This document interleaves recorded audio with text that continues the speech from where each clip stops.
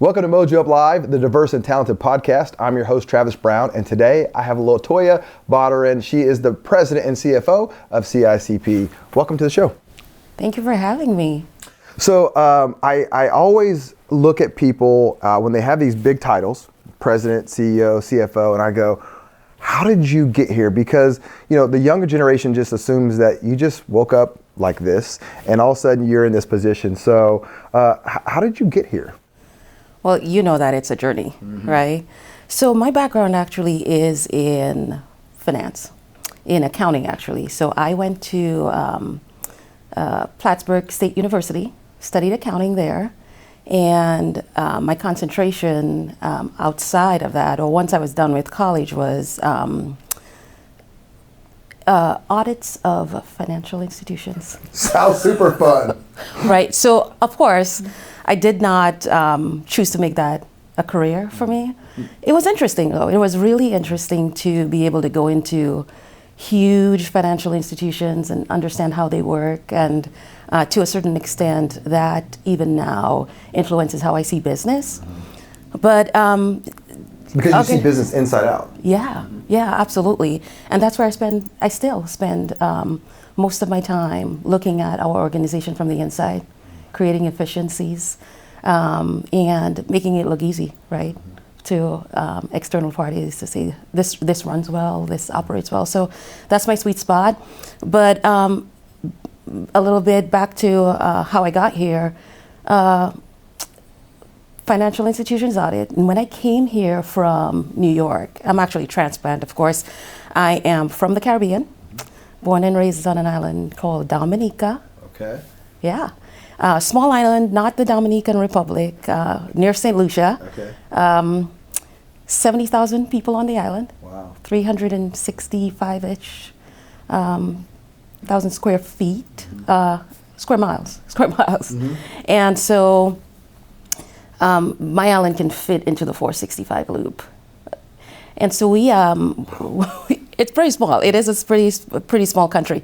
So transplant to Indiana from New York. And when I was moving here, actually from New York, the only public accounting firm that didn't require that I specialized in financial institutions was Katz Miller. So I joined that team, and I got even a broader experience in business, looking at distribution companies, looking at manufacturing, of course, a huge concentration in Indiana. Yeah. And after 2 years there, Central Indiana Corporate Partnership was my only not-for-profit client that I had ever audited or served on, and the mission just blew me away. The level of complexity of the organization was, and still is, very interesting to me, but its impact, it's more around the impact of what CICP does for the state, for Central Indiana, and more broadly the state for our branded initiatives, is pretty impressive through organizations or branded initiatives like Ascend Indiana, and which looks at workforce and talent, and TechPoint looks at the tech industry and helps to sustain the tech ecosystem. We have Agrinovus Indiana, and that is actually an offshoot of our earliest branded initiative, and their focus is on ag tech. We make things. We make things and we grow things in Indiana. So Agrinovus Indiana is focused on that, and Connexus Indiana. Connexus Indiana is our branded initiative, of course, focused on the advanced manufacturing and life sciences initiative. And the network associated with all those initiatives, and CICP, which is a 65-member company, is pretty impressive. So we get a lot done. Yeah, when I started looking at the board, and you see all the major CEOs or executives from all the companies that make up that leadership team, with CICP, I started thinking like, man, that's a lot of high-end, just very intellectual people, successful people. So what's it like to be a leader of leaders? I think I have probably literally the best job, because I get to face inside the organization and support, enhance, grow. People come with their awesome ideas, and I figure out how do we make it work within the organization? But also to be led by 65 of the CEOs in Central Indiana who are from industry, from philanthropy, from universities. It is an incredible room when you see it in a board meeting. But I am always impressed by the intentionality and the focus on getting things done. So it's you don't invite those people to a board meeting and say, well, what do we do, right? Right. There is just a constant intention on moving the ball. So it's just impressive. It is really impressive. Let me ask you this. So as a black female in the president CFO role, a lot of people that sit in the seat, we talk about that journey in itself, which is a little bit different of a journey often. So what is it like being a black female in a very dominant role of other people to walk into that room and feel like, yeah, do I belong here? Is my stuff valuable? Have you had that challenge or struggle in that leadership role? I haven't, and I'll tell you that part of it I think is because of two things. One, that I appreciate more now because I was raised in the Caribbean and raised among people who look like me. I talk about this a lot with friends that I don't think I had the appreciation for the fact that there was even the concept that I shouldn't be in the room, right? And so it's not usually at the forefront of my mind when I walk into any room, actually, that I am black and I am female. And being raised in a family where the focus was on achievement and there just wasn't the idea that I couldn't achieve or I didn't belong somewhere. So I think that's a bit naive to a certain extent, but I think it's paid off. It's paid off. Yeah, it has paid off. More than that, though, the CEOs and of at CICP, they're just incredible humans looking to volunteer and to provide that civic leadership. They're focused on the development of Indiana. They want their businesses to grow here. So I think they're looking for talent. I mean, yes, I'm black and I'm female, but I think what I bring to the table is far more important than, at least to that group, and consistently has been. I've been at the organization for 12 years and have had the opportunity to start at a controller, VP of finance level, and being promoted to the president. So it really has been about what I've been able to bring to the table, and yes, having the opportunity to represent as a black female. But I think it's mostly talent, ability. What do you think when you look at that room, and I'm using this role, what do you feel like, hey, here's how I contribute?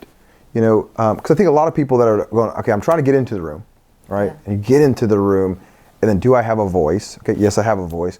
What do you feel like is your contribution to a group of leaders like that? So, especially for my role, coming from the finance side, coming from operations, what I am able to do, or what I have been able to do in that role for the last 12 years or so, was to create a platform or an organization that functions so well, of course with the support of the entire organization, that once that part of leading an organization there's a comfort level there, you can build a lot on that. So if you take that away, and you would know that too from a business perspective, when the operations and the functioning of the organization goes well, you can build a lot of strategy on top of it. You can free up the organization to do the really strategic and really forward-thinking things that is possible. Yeah. So I take a lot of pride in the fact that we, with the team that we have, with the branded initiatives, it's a really well-run organization. One of the things I'm always curious about successful people is what was the barrier, whether the big barrier or the failure that you had to overcome, we all have it in different lights, and we can spin it, maybe it wasn't failure as a learning lesson, but what was that for you? Like, was there a spot where you're like, this is too hard, how am I gonna get around this? Like, it's happening too slow, where you had to, now looking back, probably coach yourself to get through some stuff? Right, and so there's always that opportunity, and once you stop growing and once you stop pushing yourself, then in my opinion, you kind of stop elevating, right? And it's not just about elevating to the next level within an organization, but for me, it's more around growing into yourself, into your best self, whatever that looks like. And that comes with it, maybe promotion and things that are external. For me, along the way, what one of the CEOs at CICP describes as a control enthusiast. I love it. I love that description. I am a control enthusiast. And so balancing that has been constantly opportunity and a challenge for me, because if you want to keep growing, you have to learn to let go of what you've done before, let go of the things that mattered yesterday, and to be able to hold on to new things, or to grow in different ways, or grow the organization, or even give your teams and people opportunities to grow into the spots that you've taught them, or that they've learned from you all along the way, or that they've themselves have grown into. So it's a constant evolution to, I liked your note on the wall in the conference room that says, trust the process. Yeah. So it's constantly that. When you look at businesses from, like I said, inside out, and this is a kind of more of a general to business, like, what do you think that businesses miss that if they could really get right, faster, more efficient, that it would really propel them to more success? Right, that's an interesting question. I think it's not a one-size-fits-all. And in my head, I was thinking about, there's something around business structure or finance, or in my head, that's where I was. Maybe that's not where your head's going, but I'm like, because here I am, I'm a small business. We're trying to figure out, really how to structure our company financially. Just hire our first fractional, CFO to kind of really come in and really help us think about that, because I realized that was a really big missing piece. And I just wonder, from your perspective, as you see large businesses or businesses of all sizes, is there some commonality around, if they could just figure this out, man, it'd really help them? Right. So I'm going to be biased, right? Because my background is in the financial structure, accounting, finance. And that's such a foundational part of an organization. So for me, if I want to look at an organization, the first thing I do is pull the financials, or a nonprofit. I'll pull the 990 and I'll say, tell me about this organization. Where are you spending your money, and does it align with your values? Does it align with your strategy? And I think that's probably, in my opinion, personal as well. Where you spend your money is where your value is. Right. So if you're focused on growing the bottom line, are you funding marketing and opportunities to get out there to earn more revenue? If your strategy is, let's build a significant cash reserve because we want funding to operate past the difficult times, so how are you responsibly cutting costs to be able to grow that reserve and meet that that goal or strategy you have? So it's overall, we develop a strategy, but does your finances, or do your finances represent what you say that strategy and value is? And I think that's always, at least for me, the indicator of whether you're being successful, but more than that, whether you're living up to the values or the strategy that you've presented. So being a finance-minded person, when we are entering a spot where people talk about recession, or they talk about the economy or tightening or spending, and do you double down, or do you, what is the lens that you're able to look through this? Because your financial understanding of the historical and different things is very different, So what's your context when you look at, okay, here's where we are, and here's how people need to think about things maybe even differently. What's your philosophy on that? Well, I would say it depends. It depends on your goals. So if you're the kind of organization, kind of individual who says, I want to build a legacy. I want to grow my organization or build investments that will sustain me long term, then you're probably investing now, right? I mean, as they said, the stock market's on sale, right? So Stock market's on sale. So you're building that portfolio now. You're consistently investing so that you can meet that long-term goal. If you're more risk averse and you say, oh, I want to be able to build reserves. What makes me feel comfortable or what makes me sleep at night is knowing that there's, that cash reserve in my bank account for in case the economy blows up. And that's what you're doing. But it's not a one size fits all. It's more of understanding where you are as an organization, as an individual, and building towards that. When you look at all the different organizations and you interact with different people, what is something that you go, I think people, if they really understood how these organizations operated or how these CEOs operate, if they understood what they're actually doing, like they could be better, right? Because there's kind of like a misnomer, I think, sometimes like, hey, if you're a CEO of a big company, that's easy. Right? Sometimes it's easier because the money's there or the people are there or but there's something there. But like you're like, man, I wish I could just tell this story to people that are trying to get into this situation. Tell me a little bit more about that. I mean, the story of the person, the story of the organization. Yeah, I think that where I'm going with that is like, if you think about top 50 or 60 CEOs and companies like in Indiana, right? There's something that really makes them successful. Mm-hmm. There's something that really makes them tick. And typically it's not what you can see from the outside. Right. There's some things that are happening on the inside that you probably get to see a little bit and go, yeah, because they typically do this or they think this way. Mm-hmm. I'm looking kind of for that success tip of going, more people need to understand, here's how you really build this, or here's how you operate this, or here's, if you want to grow a big company, like this is important to do it, and I've seen that firsthand. Right. So sound foundational, operational practices, but having that leader in space who, number one, has a level of integrity, authenticity, being able to influence the organization and move the organization forward is so critical.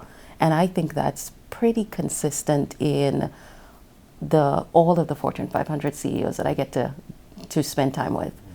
It's more about their character and how they're able to move an organization that brings, in my opinion, that brings success to the organization. It's the clarity of thought, the ability to make a decision from an informed space, but also not have analysis paralysis, right? They are decisive, they are forward focused, growth oriented, consistently.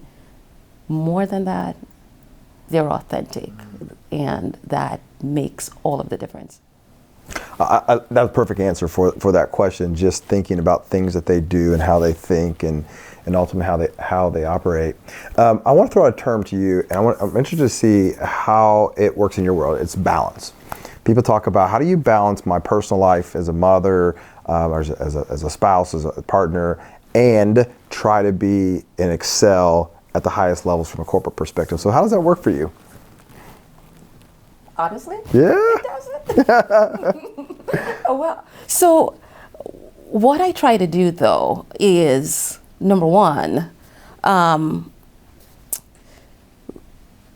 try to define what I think balance looks like, and probably cut myself a little bit of slack very often on what I'm succeeding at today, or in my mind what I'm succeeding at today versus not, and make sure that my time aligns with the priorities that I've set, right? So if there are some non-negotiables for me, so the time during dinner with my son, that always happens no matter what. And the time that I spend with my team members, making time for the things that are important. If I can check those off the list, or I can say at the end of the day that I have somewhat lived up to that, then I give myself a break. But I don't necessarily pursue from that perspective balance anymore. It's really doing what matters, Right. making sure that I stay aligned to my values and Yeah. my. Because I feel like it's tough when you're trying to be great at this and great at this, and they're both very important, and quite frankly, they both support others, right? It's like I'm doing some things to create opportunity for family and set a standard and teach my kids and all that, but I can't not be there either because I'm just doing this, and so I think it's. And I threw out the word balance because some people say, "Oh, balance doesn't exist," and I don't do it very well, or it's a constant struggle. Yeah. Yeah, it is, and but it's also an opportunity for grace, right? Grace for yourself and for others, and and to be able to say, sometimes it happens, sometimes it doesn't, and you get to start over tomorrow. What are you teaching? What are you teaching your son that you're going? Hey, I'm learning from being number one from your background and where you were born and how you lived. Versus where you are now, and going, these are two different worlds, literally, Absolutely. right? Absolutely, yeah. How are you wrestling with, like, what do we teach? How do we keep them grounded? What does that look like for you as a mom? My goodness, it's one of the most interesting, but still growth opportunities for me more than anything else, because I grew up in a developing country. My son's literally growing up in the first world, right? His experience in life is completely different. So one of the things I do is acknowledge that he is not going to have the same experience that I do. And having a lot of successful people around me who have been able to raise balanced and successful children gives me hope that it is possible. Yeah. The opportunity that he has that I probably didn't, because I grew up in a family of 10. I'm the 7th of 10. Wow. Yeah, it was an incredible experience being an introvert in a family of extroverts. Right. And it was really awesome, most days of the week. But he has the opportunity now to be, as an only kid, he is pretty smart, but he's also vocal. I have taught him to advocate for himself, to be able to understand and share his thoughts in a way that's respectful. But he's a negotiator. I enjoy it. He's a negotiator. I mean, sometimes he doesn't actually have the final decision, but I will, tease that out of him to get where he's thinking. What is he thinking? How is he going to get there? What are you willing to give up to be able to get what you want? And I enjoy that. I enjoy that process with him. I used to do a talk for kids called Everything You Ever Wanted in Life is at the End of a Successful Pitch.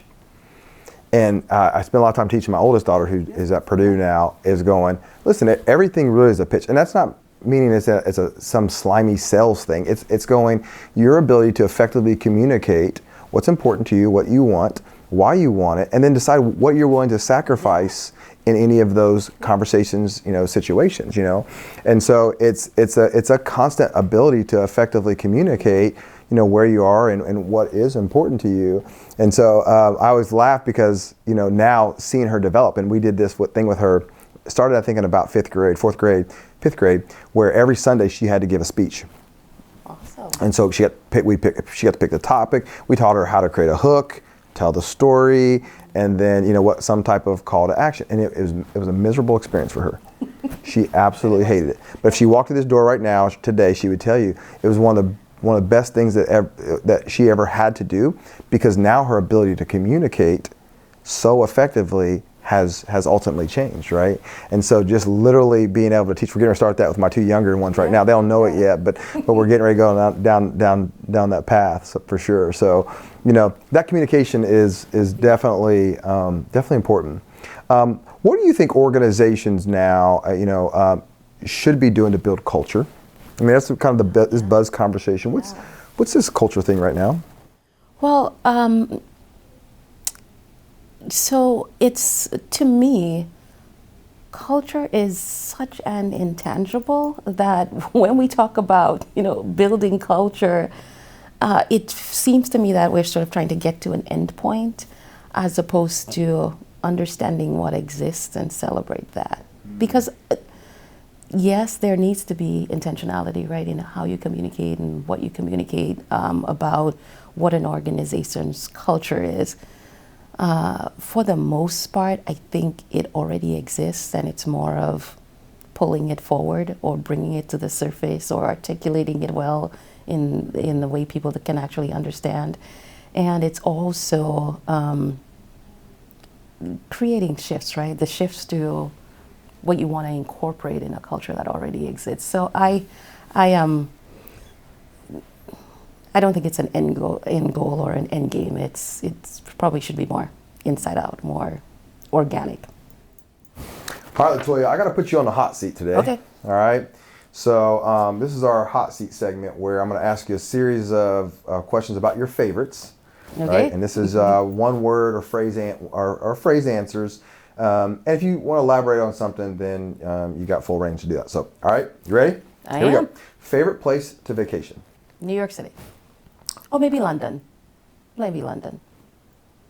New favorite. New favorite. All right, both, right? All right, 1 and 2. Coolest city you've ever been to? London. Okay. What do you love about London? I've never been there. I like that it truly is similar to probably New York. It truly is a melting pot. You get the best any kind of food in London, and so that's part of it. So next question is your favorite homemade meal? Oh man, pasta bolognese. But if I'm eating a lot of it, it's a problem. It's good. A restaurant you like to visit? Oh, it's not Capital Grill because I like the lobster mac and cheese. Well, I'm going to throw one in here since you like to go to London. It's like, what's your favorite thing to eat in Europe? Oh, the best thing I had in London was actually Indian food. So I don't know if that applies to Europe, but the best thing I had in London was Indian food. A brand that you love? Burberry. Favorite sports team? I don't love sports. So, if I have to pick one, favorite sports team, Colts. Favorite college? SUNY Plattsburgh. The last TV show you binged watched? Downton Abbey. A must-watch movie? Gladiator. That's actually like top 3 for me too. I love that movie. Yeah. Whenever it's on TV, and I'm like, I just love Russell Crowe. I love that what he does. I love the fight, the emotion. I still get emotional at the end when he loses. I mean, like the whole thing, right? Great movie. Yes. Great movie. A book that you would recommend? Oh. I'm gonna be classic and say Good to Great. Oh yeah, good. Favorite type of music? Christian contemporary. Your hype song? My hype song. Like coming on the stage in front of a bunch of people, they're playing this song for you. Oprah's going to sit you down in a chair and talk to you. Not going to be like this. But if Oprah was doing that, you're coming to the stage. Hype song. There is this. This is my fight song. This is my fight. Yeah, that's what's up. All right. Nonprofit you love to support? Outreach. What's something that people wouldn't know about your country that they should? It is one of the most beautiful places in the world. 365 rivers, and voted best for whale watching. Last question for you is that we always say that at the end of it all, there's going to be a number, a dash, and a number, and on a tombstone. And there's going to be people standing around talking about you, talking about how they knew you, their experience with you. What do you want them to say? What do you hope they say? That I was kind. That their experience with me left them feeling better about who they are. So simple, yet so powerful. I've enjoyed getting to know you, learn more about you and your family, and definitely can see that kindness. Thanks for coming here today. Thank you. Thank you for having me, Travis. This is fun. I get to give this to you, so you get to officially. Okay. it's a wrap. There.